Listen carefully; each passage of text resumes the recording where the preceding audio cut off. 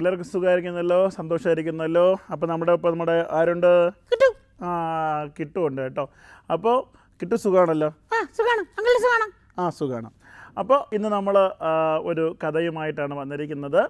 അപ്പോൾ നമ്മൾ കഥ പഠിക്കാനായിട്ട് പോവുകയാണ്. ഈ കഥ നമ്മുടെ വചനവുമായിട്ട്, യേശുപ്പച്ചൻ്റെ വചനവുമായി ബന്ധപ്പെട്ട് തന്നെ നമ്മൾ പഠിക്കാനായിട്ട് ഒരുങ്ങുകയാണ് കേട്ടോ. അപ്പോൾ കഥയിലേക്ക് പ്രവേശിക്കാം. ഒരിക്കൽ ഒരു ദൈവഭക്തനായ ഒരു മനുഷ്യൻ, ദൈവഭക്തനായ മനുഷ്യൻ എന്ന് പറയുമ്പോൾ വിശ്വാസി. അപ്പോൾ കിട്ടൂര് അതൊക്കെ അറിയാം അല്ലേ? കിട്ടും വിശ്വാസിയാണല്ലേ? അപ്പം ഞാനും തോന്നുന്നു അവിശ്വാസിയാ? നല്ല വിശ്വാസിയാണ്. അപ്പോൾ ഒരു ദൈവഭക്തനായ ഒരു മനുഷ്യൻ, ദൈവഭക്തനായ ഒരു മനുഷ്യനും ഒരു സാധാരണ ഒരു മനുഷ്യനും കൂടെ ഇങ്ങനെ നടന്നു പോവുകയായിരുന്നു. അപ്പോൾ ഈ കൂടെ നടന്നു പോകുന്ന ആൾക്ക് വലിയ വിശ്വാസവും കാര്യങ്ങളൊന്നുമില്ല, എന്നാലും ദൈവത്തെ ഭയമൊക്കെ ഉണ്ട്. മറ്റേ ആൾ വലിയ ജ്ഞാനിയായിട്ടാണ് നടക്കുന്നത്, വലിയ ദൈവഭക്തനാണ്, പണ്ഡിതനാണ്. അപ്പോൾ ഒരുപാട് കാര്യങ്ങളൊക്കെ പഠിച്ച ദൈവവചനം പഠിച്ച ഒരു വ്യക്തിയായിട്ട് ഇങ്ങനെ നടക്കുകയാണ്. അപ്പോൾ അവർ രണ്ടുപേരും ഒരുമിച്ച് ഇങ്ങനെ നടന്നു പോകുമ്പോഴത്തേക്കും പുലിയും കടുവയൊക്കെ ഉള്ളു. പുലിയും കടുവയൊക്കെ ഉള്ളൂ. അപ്പോൾ ഒരു പുലി അദ്ദേഹത്തിൻ്റെ മുമ്പിലേക്ക് ചാടി വീണു കേട്ടോ. ചാടി വീണപ്പോഴത്തേക്കും ഈ കൂടെ നടന്ന വ്യക്തി പറഞ്ഞു, നമുക്ക് ഓടി രക്ഷപ്പെടാമെന്ന് പറഞ്ഞു. അപ്പോൾ ഈ ദൈവഭക്തനായ മനുഷ്യൻ എന്ത് ചെയ്യുന്നറിയാമോ? പുള്ളിക്കാരൻ പറഞ്ഞു, നമ്മളെന്തിന് പേടിക്കണം, നമ്മളെന്തിന് ഓടണം, നമുക്കിങ്ങനെ ധൈര്യമായിട്ട് നിൽക്കാം, നമ്മുടെ കൂടെ ദൈവമുണ്ട്, അതുകൊണ്ട് ദൈവം നമ്മളെ രക്ഷിച്ചോളും എന്നങ്ങ് പറഞ്ഞു കേട്ടോ. എന്നിട്ട് പുള്ളിക്കാരൻ അവിടെ നിന്നു. അപ്പോൾ ഈ കൂടെ ഉള്ള വ്യക്തി എന്തെന്നറിയാമോ? ഒരൊറ്റ ഓട്ടം ഓടി ഒരു മരത്തിൻ്റെ മുകളിലൊക്കെ കയറി എങ്ങനെയൊക്കെ രക്ഷപ്പെട്ടു. അവിടെ ഇരുന്ന് നോക്കിയപ്പോൾ ഉണ്ടല്ലോ, ഈ ദൈവഭക്തനായ മനുഷ്യൻ, ഈ ജ്ഞാനിയെന്ന് നടിച്ചിരിക്കുന്ന മനുഷ്യൻ ഇങ്ങനെ ദൈവത്തിൻ്റെ മുമ്പിൽ വിട്ടുകൊടുത്തിട്ട് ഇങ്ങനെ നിന്നു, ദൈവം എന്നെ രക്ഷിക്കും. എന്ത് സംഭവിച്ചു? പുലി പിടിച്ചാണ്. അത് തന്നെ സംഭവിച്ചു. പുലി എന്ത് ചെയ്യുന്നറിയാമോ? ഓടി വന്ന് ഇദ്ദേഹത്തെ പിടിച്ചു. പിന്നെ എന്ത് സംഭവിച്ചു എന്ന് നമുക്ക് പറയേണ്ട ആവശ്യമില്ലല്ലോ. പുലിയുടെ മുമ്പിൽ പോയി പെട്ട് കഴിഞ്ഞാൽ പിന്നെ മരണം തന്നെ അല്ലേ? അപ്പോൾ അങ്ങനെ അദ്ദേഹത്തിൻ്റെ ജീവൻ നഷ്ടപ്പെട്ടു. പ്രിയപ്പെട്ട കൂട്ടുകാരെ, നമ്മൾ ഇതിൽ നിന്നും പഠിക്കേണ്ട ഒരു കാര്യമുണ്ട്. ഒരിക്കൽ യേശുപ്പച്ചൻ ഇങ്ങനെ സ്നാനമെല്ലാം കഴിഞ്ഞതിന് ശേഷം ഉപവസിക്കുവാനായിട്ട് ഇടയായി തീർന്നു. ഉപവസിച്ച് കഴിഞ്ഞപ്പോഴത്തേക്കും നമുക്കറിയാം അല്ലേ, യേശുപ്പച്ചന് വിശന്നപ്പോഴത്തേക്കാണ് പിശാച് യേശുപ്പച്ചനെ പരീക്ഷിക്കാനായിട്ട് വന്നു.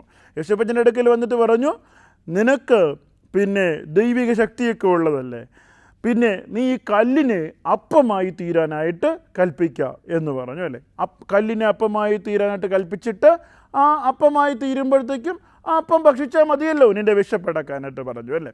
പക്ഷേ യേശുവിനത് സാധിക്കും. യേശുപ്പച്ചൻ എന്ത് ചെയ്യുന്നറിയാമോ? അങ്ങനെ ചെയ്തോ? ഇല്ല. അങ്ങനെ ചെയ്തില്ല. യേശുപ്പച്ചൻ പറഞ്ഞു, നീ നിൻ്റെ കർത്താവായ ദൈവത്തെ പരീക്ഷിക്കരുത് അല്ലേ, കർത്താവിനെ പരീക്ഷിക്കരുത്, ദൈവത്തെ പരീക്ഷിക്കരുത് എന്ന് വേദപുസ്തകം പഠിപ്പിക്കുന്നുണ്ട് എന്ന് പറഞ്ഞുകൊണ്ട് യേശുപ്പച്ചൻ പിശാചിനെ ആ പരീക്ഷയിൽ നിന്ന് ജയിച്ചു എന്നുള്ളതാണ് നമ്മൾ കാണുന്നത് കേട്ടോ. അപ്പോൾ നമ്മളെ പഠിപ്പിക്കുന്നൊരു കാര്യം, ചില സമയങ്ങളിലെല്ലാം നമ്മളിങ്ങനെ ദൈവത്തെ പരീക്ഷിക്കുന്നവരാകരുത്. ഇവിടെ ഈ പണ്ഡിതൻ, ഈ ജ്ഞാനിയായ മനുഷ്യൻ, അദ്ദേഹം പറഞ്ഞു ദൈവം നോക്കിക്കോളും, നമ്മളിങ്ങനെ പേടിച്ചോടേണ്ട കാര്യമൊന്നുമില്ല, നമ്മളെ ദൈവം രക്ഷിച്ചോളും. ഒരിക്കലും ദൈവത്തെ പരീക്ഷിക്കരുത്. ദൈവം നമുക്ക് ബുദ്ധിയും അറിവും വിവേകവും ഒക്കെ തന്നത് നമ്മുടെ ആപത്തുകളിൽ, നമ്മുടെ പ്രയാസങ്ങളിൽ അതിനെ തരണം ചെയ്യാൻ തക്കവണ്ണമുള്ള, അതിനെ വിജയിക്കാൻ തക്കവണ്ണമുള്ള ബുദ്ധി പ്രയോഗിക്കുക എന്നുള്ളതാണല്ലേ. പഠിക്കുന്ന കൂട്ടുകാരാണ് നിങ്ങൾ. പഠിക്കാതിരുന്നിട്ട് ദൈവം എനിക്ക് ആ പരീക്ഷയുടെ സമയമാകുമ്പോൾ ഉത്തരങ്ങളെല്ലാം ഇങ്ങനെ മനസ്സിൽ കാണിച്ചു തരും എന്നൊന്നും പറഞ്ഞ് പരീക്ഷയ്ക്ക് പോയിരിക്കരുത് അല്ലേ. എന്ത് മനസ്സിലായി? അഞ്ചാം ക്ലാസ്സിൽ തോറ്റൻ്റെ കാര്യം എന്താ? പഠിക്കാതെ പോയി. എന്നിട്ട് എന്ത് ചെയ്തു? പ്രാർത്ഥിച്ചുകൊണ്ടിരുന്നു. പഠിക്കാതെ പോയി പ്രാർത്ഥിച്ചുകൊണ്ടിരുന്നാൽ ജയിക്കുകയൊന്നുമില്ല കേട്ടോ. അത് ദൈവം നമ്മളോട് ശിക്ഷിക്കാനായിട്ട് ഇടയായിത്തീരും. നന്നായിട്ട് പഠിക്കുക, മിടുക്കരായി വളരുക. എല്ലാവിധമായ അനുഗ്രഹങ്ങളും നിങ്ങൾക്കുണ്ടാകട്ടെ. അപ്പോൾ കഥ നിങ്ങൾക്ക് ഇഷ്ടമായല്ലോ. അപ്പോൾ ഇവിടെയും ചോദ്യമുണ്ട്. എന്താണ് ചോദ്യം? ചോദ്യം ഇത് തന്നെയാണ്. യേശുപ്പച്ചനെ പിശാച് കല്ലിനെ അപ്പമായി തീരുവാൻ കൽപ്പിക്കുക എന്ന് പറഞ്ഞ് പരീക്ഷിച്ചപ്പോൾ യേശു കൊടുത്ത മറുപടിയും അത് ഏത് പുസ്തകത്തിൽ, എത്രാമത്തെ അധ്യായത്തിൽ, എത്രാമത്തെ വാക്യമെന്ന് കണ്ടുപിടിച്ച് നിങ്ങൾ എഴുതി അറിയിക്കുക. നിങ്ങൾക്ക് സമ്മാനമുണ്ട്. അപ്പോൾ നമ്മൾ വീണ്ടും കാണും. അതുവരേക്കും ബൈ ബൈ.